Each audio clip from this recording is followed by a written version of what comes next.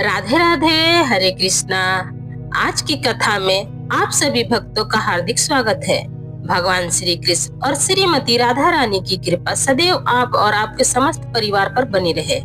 आज 11 नवंबर 2025 का दिन है, मंगलवार, और आज आप सुनने वाले हैं मार्गशीर्ष मास की कथा का 6ठा अध्याय। इससे पहले कि सभी अध्याय सुनने के लिए आप सभी भक्तों का बहुत बहुत आभार और धन्यवाद है। और अब आप भगवान श्री कृष्ण का ध्यान करके आज की कथा का शुरुआत करते हैं। और कृष्ण कथा में आज आप सुनने वाले हैं भगवान और विश्वास की सत्य की कहानी। एक नगर में एक सेठ रहता था। वो बहुत कंजूस था और एक दिन उसे कहीं जाना पड़ गया तो उसने अपने बेटे को दुकान पर बैठा दिया और उससे कहा कि कोई भी सामान लेने आए तो बिना पैसे के उसे कोई सामान मत देना, और अब जब तक मैं वापस न आऊं तब तक दुकान संभाल लो। अब अचानक क्या हुआ कि एक संत आ गए जो अलग अलग स्थानों से भोजन की सामग्रियां इकट्ठा करते थे। संत ने सेठ के बेटे से अनुरोध किया कि वो उन्हें थोड़ा नमक दे दे। बेटे ने संत के लिए डब्बा खोलकर 1 चम्मच नमक दे दिया। जब सेठ वापस आए तो उन्होंने देखा कि डिब्बा खुला हुआ था। अब सेठ ने अपने बेटे से पूछा कि उसने क्या बेचा और किसे बेचा। तो बेटे ने बताया कि एक संत आए थे और उसने उन्हें 1 चम्मच नमक दे दिया था। सेठ ने पूछा कि संत कहाँ रहते हैं, तो बेटे ने बताया कि संत का आवास यही तालाब के पास है। अब सेठ जी थोड़े परेशान हुए और वो भागते हुए तालाब की तरफ गए। तब एक संत भोग तैयार करके भगवान को भोग लगा चुके थे और स्वयं खाने के लिए बैठ चुके थे। सेठ ने दूर से ही बोला कि महाराज, आपके लाए गए नमक में जहरीला पदार्थ है, कृपया इसे ना खाएं। संत जी ने कहा, सेठ जी, मैंने नमक तो भोजन में मिला दिया है और प्रभु को भोग भी लगा दिया है, इसलिए अब तो मेरा भी खाना अनिवार्य है, क्योंकि जब मेरे प्रभु ने खा लिया तो मैं इसे कैसे नहीं खा सकता हूँ। इस तरह संत ने भोजन को प्रसाद मानकर उसे खाना शुरू कर दिया। अब संत को तो अपने प्रभु पर पूरा विश्वास था, लेकिन सेठ जी के होश उड़ गए और वे रात भर वहीं बैठे रहे। सेठ के मन में उस समय यह ख्याल आया था कि अगर संत को कुछ हो गया तो उसकी बड़ी बदनामी हो सकती है। वे सोचते रहे कि अगर संत की तबीयत खराब हो गई तो कम से कम एक वैद्य की सलाह तो जरूर लेंगे। यही सोचते सोचते उन्हें नींद आ गई। सुबह की तरह संत जल्दी उठे और नदी में स्नान करने लगे।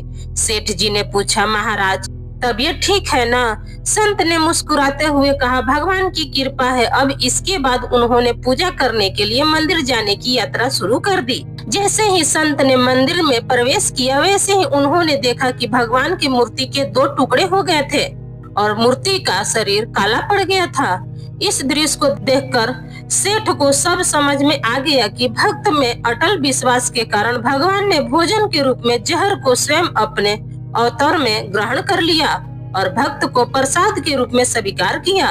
इस घटना के बाद सेठ ने तुरंत अपने बेटे को दुकान की जिम्मेदारी सौंप दी और स्वयं संत की शरण में आकर भगवान की भक्ति करना शुरू कर दिया।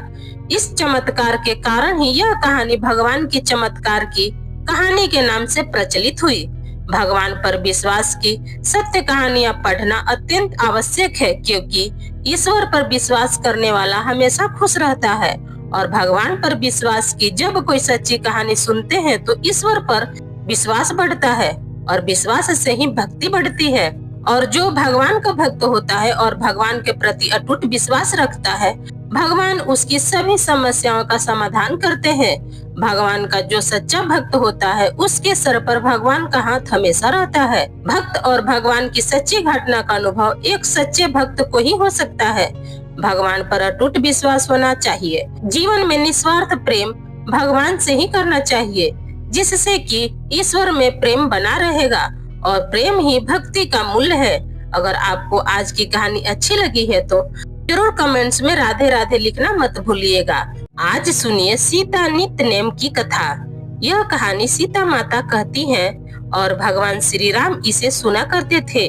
एक दिन भगवान श्री राम को किसी कार्य के लिए बाहर जाना पड़ गया तो सीता माता कहने लगी, हे प्रभु, मेरा तो 12 बरस का नित्य नेम है, आज आप बाहर जाएंगे तो मैं अपनी कहानी किसे सुनाऊंगी? श्री राम ने कहा, सीते तुम कुएं के पाल पर जाकर बैठ जाना और वहाँ पर जो भी औरतें पानी भरने आएंगी उन्हें ही अपनी कहानी सुना दिया करना। सीता माता कुएं की पाल पर जाकर बैठ गई।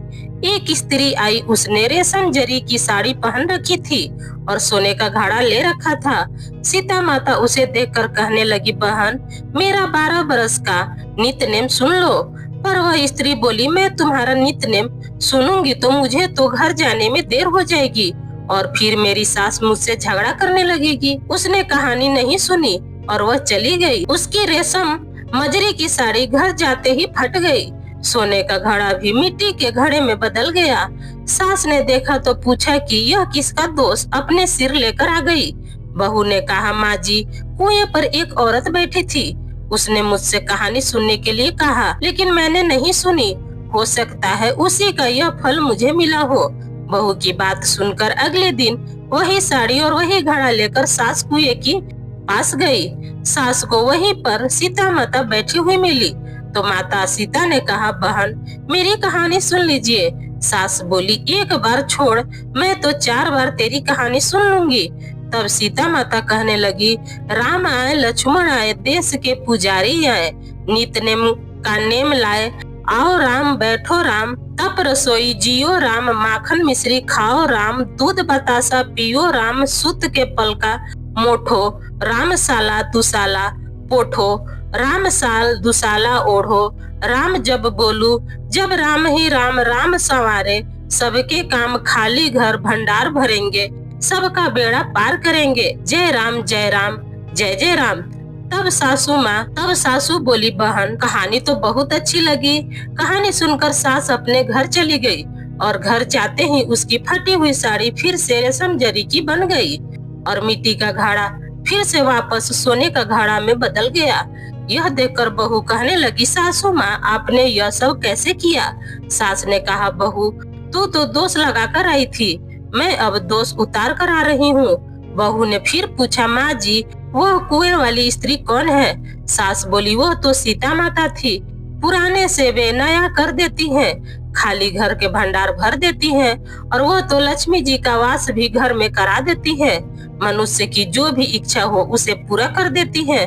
तब बहू बोली कि माँ जी फिर तो ऐसी कहानी मुझे भी सुना दो। सास बोली, ठीक है तुम भी सुनो। फिर सास ने कहानी शुरू की, राम आए लक्ष्मण आए, देश के पुजारी आए, नित नेम का नेम लाए, आओ राम बैठो राम, तपी रसोई जियो राम, माखन मिश्री खाओ राम, दूध बतासा पियो राम, सूत के पलको मोठा राम, साल दुसाला पोठा राम, साल दुसाला ओढ़ो राम, जब बोलू राम ही राम, राम सवारे सबके काम, खाली घर भंडार भरेंगे, सबका बेड़ा पार करेंगे, श्री राम जय राम। कहानी सुनकर बहू बोली, माँ जी कहानी तो बहुत अच्छी है। सास ने कहा, ठीक है अब से हम इसी कहानी को रोज कहा करेंगे। अब तो सास बहू रोज सवेरे उठती, नहाती धोआती, पूजा करने के बाद नित्य नेम की सीता जी की यह कहानी कहती। एक दिन उनके यहाँ एक पड़ोसन आई और बोली कि बहन आँच दे दो। तो बहू बोली कि आज तो अभी हमने जलाई नहीं है। पड़ोसन ने कहा, तब फिर तुम सुबह 4 बजे से उठकर क्या कर रही हो? तो उन्होंने बताया कि हम तो सुबह उठकर पूजा करते हैं, फिर सीता माता की नित्य नेम की कहानी सुनते हैं। पड़ोसन ने उनकी बात सुनकर फिर कहा, सीता माता की कहानी कहने में तुम्हें क्या मिलता है? तब वे बोली कि इनकी कहानी कहने से तो घर में भंडार भर जाते हैं, सारे काम सिद्ध हो जाते हैं, सारे मन की कामनाएं भी पूर्ण हो जाती है। पड़ोसन बोली कि बहन फिर तो ऐसी कहानी मुझे भी सुना दो। तब बहू बोली, ठीक है तुम भी यह कहानी सुन लो। बहू बोली, राम आए लक्ष्मण आए, देश के पुजारी आए, नित्य नेम का नेम लाए, आओ राम बैठो राम, तपी रसोई जियो राम, माखन मिश्री खाओ राम, दूध बतासा पियो राम, सूत के पलक मोठो राम, साल दुसाला पोठो राम, साल दुसाला ओढ़ो राम, जब बोलू जब राम ही राम, राम सवारे सबके खाली घर भंडार भरेंगे, सबका बेड़ा पार करेंगे, श्री राम जय जय राम। सारी कहानी सुनने के बाद पड़ोसन कहने लगी, बहन कहानी तो मुझे बहुत अच्छी लगी। अब तो वह पड़ोसन भी नित्य नेम सीता माता की कहानी कहने लगी। कहानी कहने से सीता माता ने पड़ोसन के भी भंडार भर दिए। अब तो पूरे मोहल्ले में नित्य नेम की कथा चल पड़ी और हर किसी की मनोकामना पूर्ण होने लगी। हे सीता माता, जैसे आपने उन सभी के भंडार भरे, वैसे ही आप हमारे भी भंडार भरना। कहानी कहने वाले, सुनने वाले और हुकार भरने वाले के भी भरना। सभी प्रेम से बोलिए सीता मैया की जय। सीता नित्य नेम की कहानी की जय। तो ये मेरा वीडियो बस यहीं तक का था। कैसा लगा आपको मेरा वीडियो, ये बताने के लिए कमेंट्स बॉक्स में जरूर कमेंट करिएगा। अगर आपको मेरा वीडियो पसंद आता है तो प्लीज आप मेरे वीडियो को एक लाइक कर दीजिएगा। चैनल पर पहली बार आए हैं तो चैनल को भी पक्का सब्सक्राइब कर दीजिएगा, क्योंकि दोस्तों आपका एक लाइक हमें बहुत हिम्मत और प्रेरणा देती है आगे की वीडियो बनाने के लिए। फिर मिलती हूँ एक नए वीडियो के साथ। तब तक जहाँ भी रहिए खूब खुश रहिए, स्वस्थ रहिए। धन्यवाद।